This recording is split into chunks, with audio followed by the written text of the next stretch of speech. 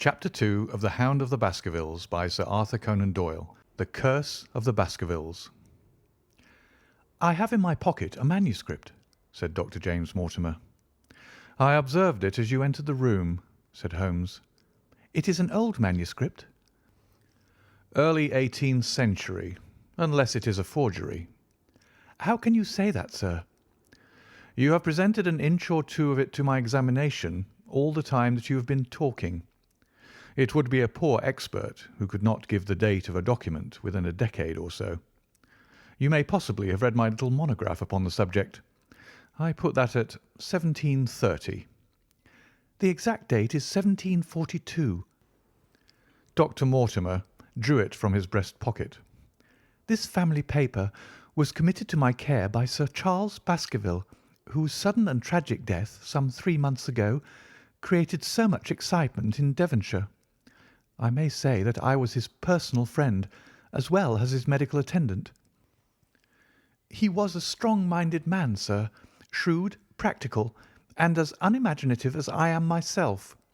Yet he took this document very seriously, and his mind was prepared for just such an end as did eventually overtake him."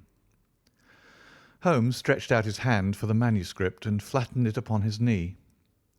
"You will observe, Watson, the alternative use of the long S and the short.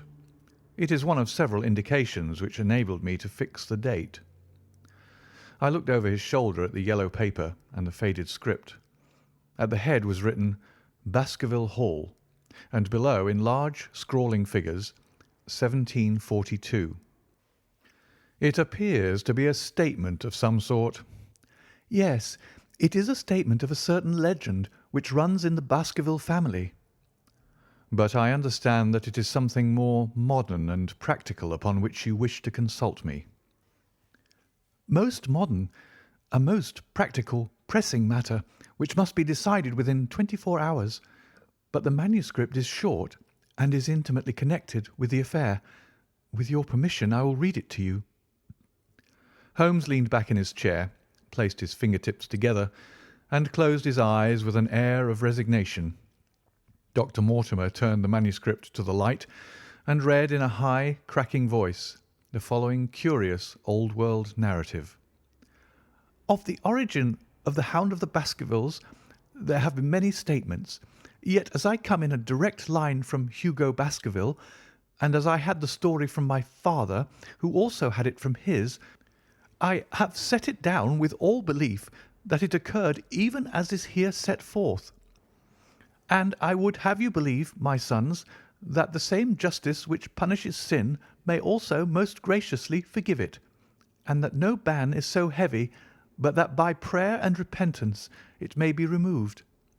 Learn then from this story not to fear the fruits of the past, but rather to be circumspect in the future, that those foul passions whereby our family has suffered so grievously may not again be loosed to our undoing.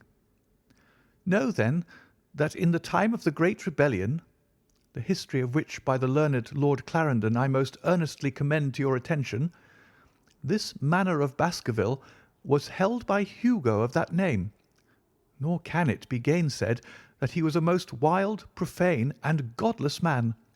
This, in truth, his neighbours might have pardoned, seeing that saints have never flourished in those parts, but there was in him a certain wanton and cruel humour which made his name a byword through the West.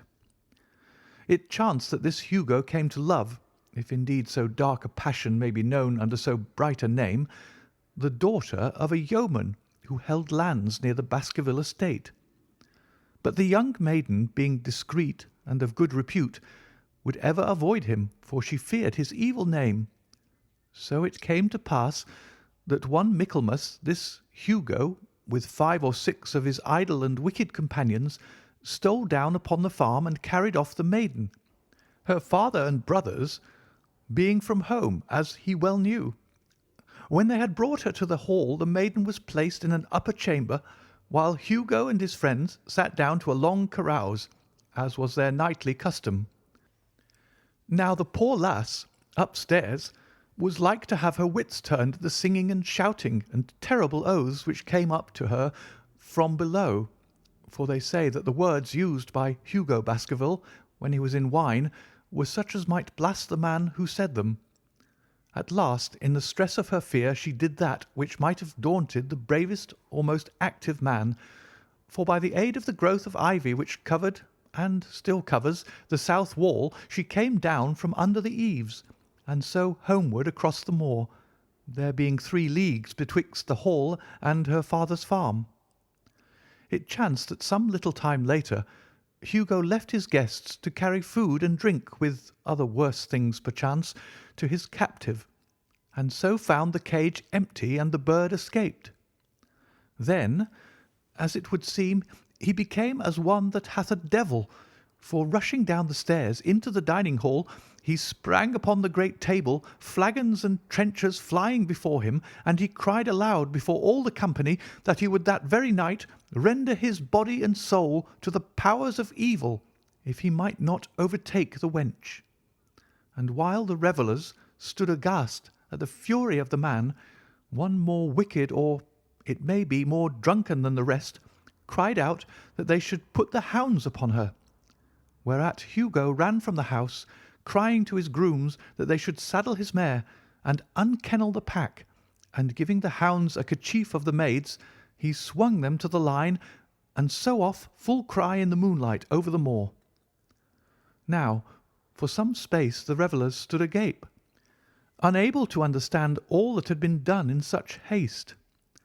But anon their bemused wits awoke to the nature of the deed which was like to be done upon the moorlands.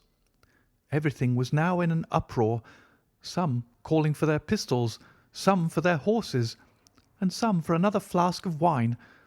But at length some sense came back to their crazed minds, and the whole of them, 13 in number, took horse and started in pursuit. The moon shone clear above them, and they rode swiftly abreast, taking that course which the maid must needs have taken if she were to reach her own home. They had gone a mile or 2 when they passed one of the night shepherds upon the moorlands, and they cried to him to know if he had seen the hunt. And the man, as the story goes, was so crazed with fear that he could scarce speak, but at last he said that he had indeed seen the unhappy maiden with the hounds upon her track.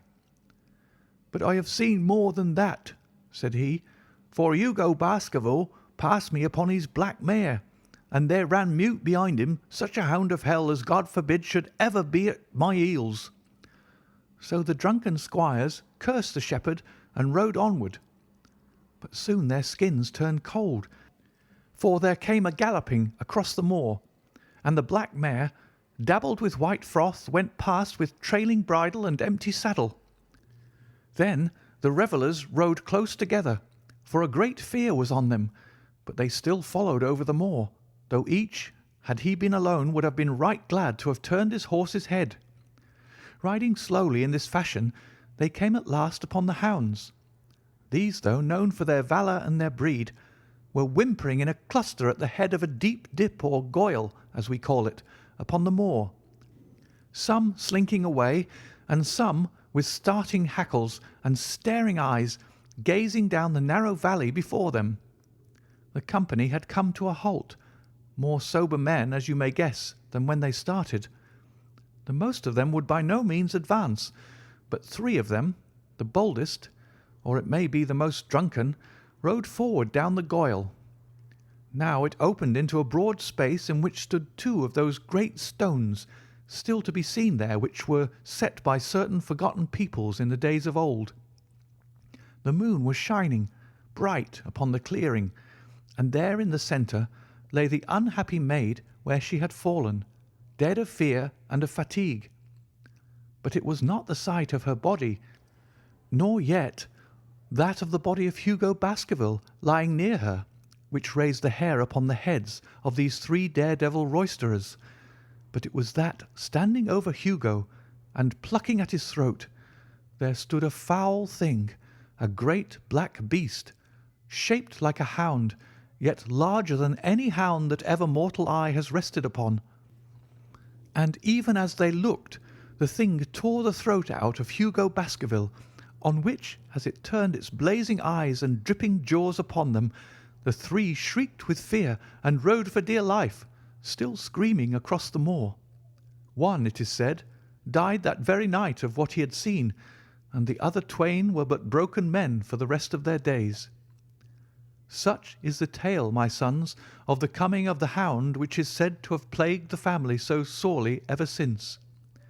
If I have set it down, it is because that which is clearly known hath less terror than that which is but hinted at and guessed. Nor can it be denied that many of the family have been unhappy in their deaths, which have been sudden, bloody, and mysterious. Yet may we shelter ourselves in the infinite goodness of Providence, which would not for ever punish the innocent beyond that third or fourth generation which is threatened in Holy Writ. To that Providence, my sons, I hereby commend you, and I counsel you by way of caution to forbear from crossing the moor in those dark hours when the powers of evil are exalted. This from Hugo Baskerville to his sons Roger and John, with instructions that they say nothing thereof to their sister Elizabeth. When Dr. Mortimer had finished reading this singular narrative, he pushed his spectacles up on his forehead and stared across at Mr. Sherlock Holmes. The latter yawned and tossed the end of his cigarette into the fire. "Well," said he, "do you not find it interesting?" "To a collector of fairy tales." Dr. Mortimer drew a folded newspaper out of his pocket. "Now, Mr. Holmes, we will give you something a little more recent. This is the Devon County Chronicle of May 14th of this year. It is a short account of the facts elicited at the death of Sir Charles Baskerville, which occurred a few days before that date." My friend leaned a little forward, and his expression became intent. Our visitor readjusted his glasses and began. "The recent sudden death of Sir Charles Baskerville, whose name has been mentioned as the probable Liberal candidate for Mid Devon at the next election, has cast a gloom over the county. Though Sir Charles had resided at Baskerville Hall for a comparatively short period, his amiability of character and extreme generosity had won the affection and respect of all who had been brought into contact with him. In these days of nouveau riche, it is refreshing to find a case where the scion of an old county family which had fallen upon evil days is able to make his own fortune and to bring it back with him to restore the fallen grandeur of his line. Sir Charles, as is well known, made large sums of money in South African speculation. More wise than those who go on until the wheel turns against them, he realized his gains and returned to England with them. It is only 2 years since he took up his residence at Baskerville Hall, and it is common talk how large were those schemes of reconstruction and improvement which have been interrupted by his death. Being himself childless, it was his openly expressed desire that the whole countryside should within his own lifetime profit by his good fortune, and many will have personal reasons for bewailing his untimely end.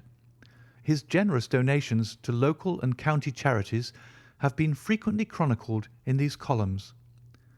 The circumstances connected with the death of Sir Charles cannot be said to have been entirely cleared up by the inquest, but at least enough has been done to dispose of those rumours to which local superstition has given rise. There is no reason whatever to suspect foul play, or to imagine that death could be from any but natural causes. Sir Charles was a widower, and a man who may be said to have been in some ways of an eccentric habit of mind. In spite of his considerable wealth, he was simple in his personal tastes, and his indoor servants at Baskerville Hall consisted of a married couple named Barrymore, the husband acting as butler and the wife as housekeeper.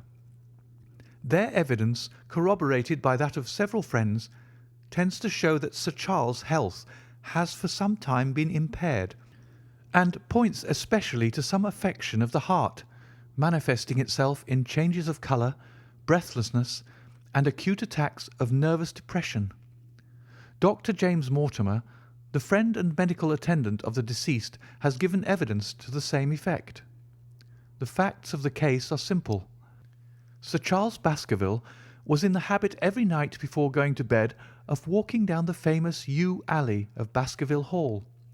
The evidence of Barrymore's shows that this had been his custom. On the 4th of May, Sir Charles had declared his intention of starting next day for London, and had ordered Barrymore to prepare his luggage. That night he went out as usual for his nocturnal walk, in the course of which he was in the habit of smoking a cigar. He never returned. At 12 o'clock Barrymore, finding the hall door still open, became alarmed, and lighting a lantern went in search of his master. The day had been wet, and Sir Charles's footmarks were easily traced down the alley. Halfway down this walk there is a gate which leads out onto the moor. There were indications that Sir Charles had stood for some little time here. He then proceeded down the alley, and it was at the far end of it that his body was discovered. One fact which has not been explained is the statement of Barrymore that his master's footprints altered their character from the time that he passed the moor gate, that he appeared from thence onward to have been walking upon his toes. One Murphy, a gipsy horse dealer, was on the moor at no great distance at the time, but he appears by his own confession to have been the worse for drink. He declares that he heard cries, but is unable to state from what direction they came. No signs of violence were to be discovered upon Sir Charles's person, and though the doctor's evidence pointed to an almost incredible facial distortion, so great that Dr. Mortimer refused at first to believe that it was indeed his friend and patient who lay before him, it was explained that is a symptom which is not unusual in cases of dyspnea and death from cardiac exhaustion. This explanation was borne out by the post-mortem examination, which showed long-standing organic disease, and the coroner's jury returned a verdict in accordance with the medical evidence. It is well that this is so, for it is obviously of the utmost importance that Sir Charles's heir should settle at the Hall and continue the good work which has been so sadly interrupted. Had the prosaic finding of the coroner not finally put an end to the romantic stories which have been whispered in connection with the affair, it might have been difficult to find a tenant for Baskerville Hall. It is understood that the next of kin is Mr. Henry Baskerville, if he is still alive, the son of Sir Charles Baskerville's younger brother. The young man, when last heard of, was in America, and inquiries are being instituted with a view to informing him of his good fortune. Dr. Mortimer refolded his paper and replaced it in his pocket. Those are the public facts, Mr. Holmes, in connection with the death of Sir Charles Baskerville. I must thank you, said Sherlock Holmes, for calling my attention to a case which certainly presents some features of interest. I had observed some newspaper comment at the time, but I was exceedingly preoccupied by that little affair of the Vatican cameos, and in my anxiety to oblige the Pope, I lost touch with several interesting English cases. This article, you say, contains all the public facts? It does. Then let me have the private ones. He leaned back, put his fingertips together, and assumed his most impassive and judicial expression.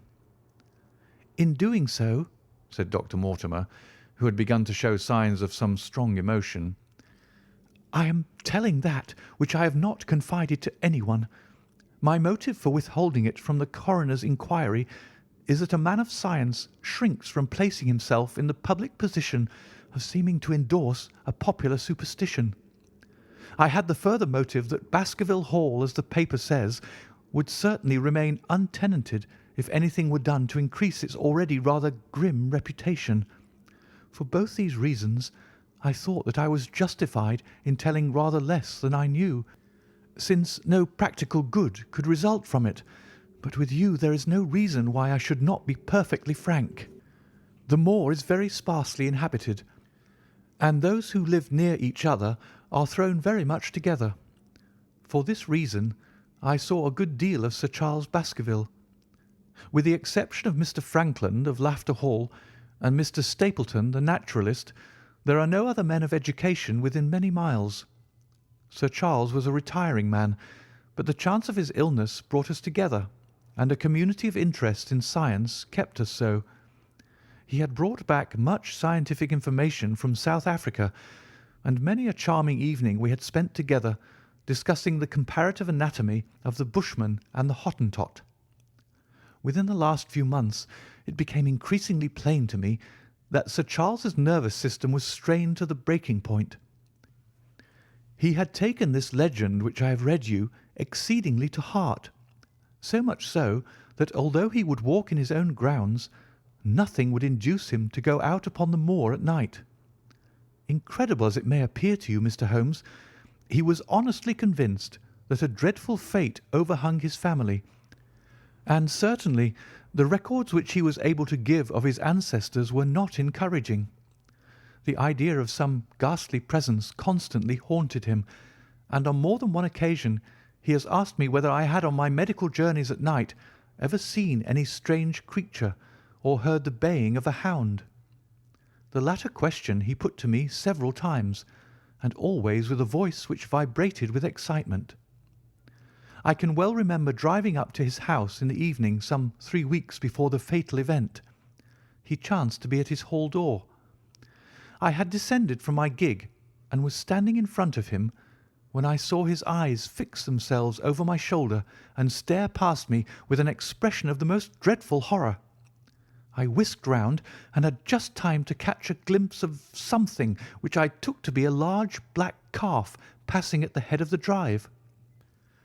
So excited and alarmed was he that I was compelled to go down to the spot where the animal had been and look around for it.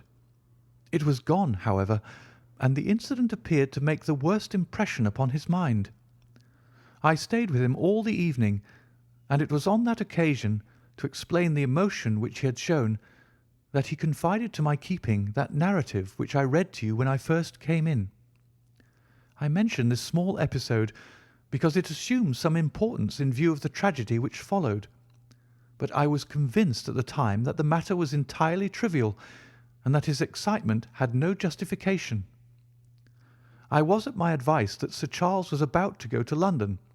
His heart was, I knew, affected, and the constant anxiety in which he lived, however chimerical the cause of it might be, was evidently having a serious effect upon his health. I thought that a few months among the distractions of town would send him back a new man. Mr. Stapleton, a mutual friend who was much concerned at his state of health, was of the same opinion. At the last instant came this terrible catastrophe. On the night of Sir Charles's death, Barrymore the butler, who made the discovery, sent Perkins the groom on horseback to me, and as I was sitting up late, I was able to reach Baskerville Hall within an hour of the event. I checked and corroborated all the facts which were mentioned at the inquest. I followed the footsteps down the yew alley.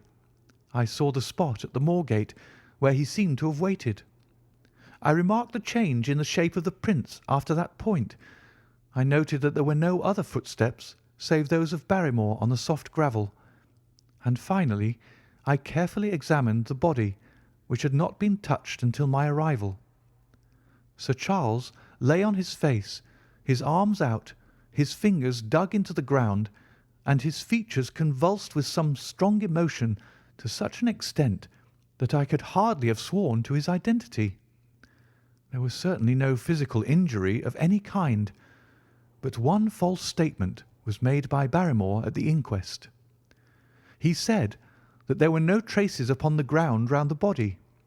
He did not observe any, but I did, some little distance off, but fresh and clear. Footprints? Footprints. A man's or a woman's? Dr. Mortimer looked strangely at us for an instant, and his voice sank almost to a whisper as he answered, "Mr. Holmes, they were the footprints of a gigantic hound." End of chapter 2.